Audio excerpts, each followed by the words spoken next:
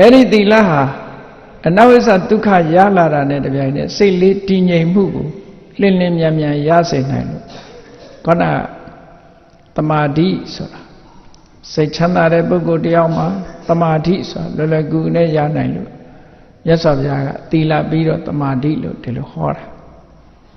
အဲ့ဒီတမာတိရှိလာပြီဆိုတဲ့အခါမှာအရာရာကိုဆင်ញင်သုံးတတ်တဲ့စိတ်တည်ငြိမ်နေတဲ့ပုဂ္ဂိုလ်တယောက်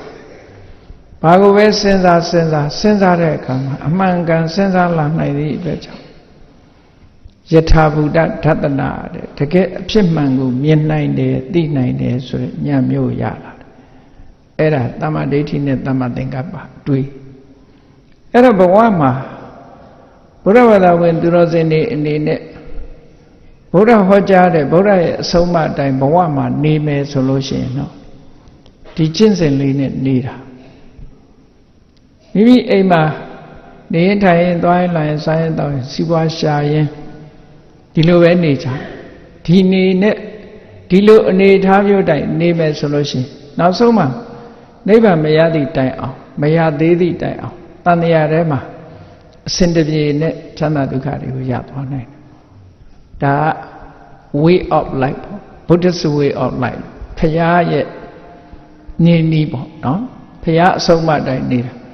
ဘုရားဘာသာဝင်တွေမှာဒီအပြစ်ကင်းမှုဆိုတဲ့အနဝိဇ္ဇဒုက္ခရအောင်လုပ်ဖို့လိုအပ်တယ်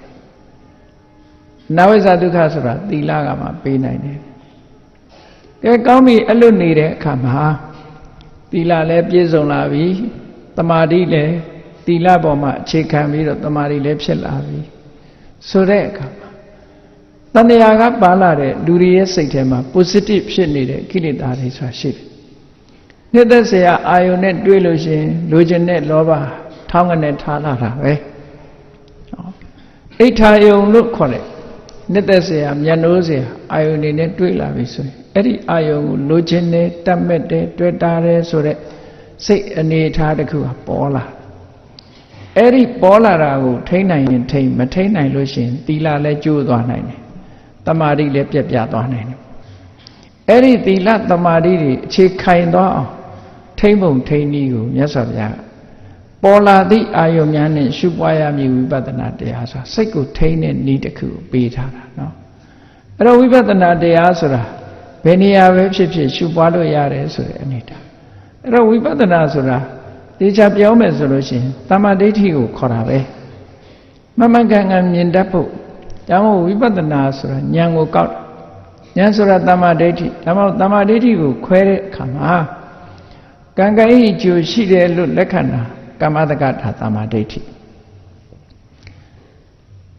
ယုံနာနမသင်္ခါရတရားတွေရဲ့မမြဲတဲ့သဘောဆင်းရဲတဲ့သဘော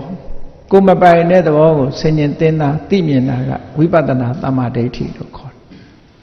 သိမြင်မှုကိုအခြေခံပြီးတော့ကိလေသာတွေကိုဖယ်လို့နိဗ္ဗာန်ကိုမြင်တာကြတော့မက္ကတမ္မာဒိဋ္ဌိလို့ခေါ်တယ်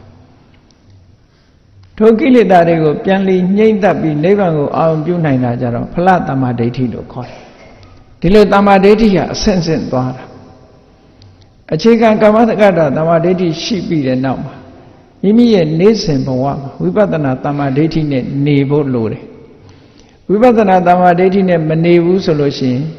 စောင့်တည်ထားတဲ့သီလဟာလည်းကျိုးပေါက်သွားနိုင်တယ်ရရှိထားတဲ့တမာတိတရားတွေဟာလည်းပြက်ပြားသွားနိုင်တယ်ပေါ့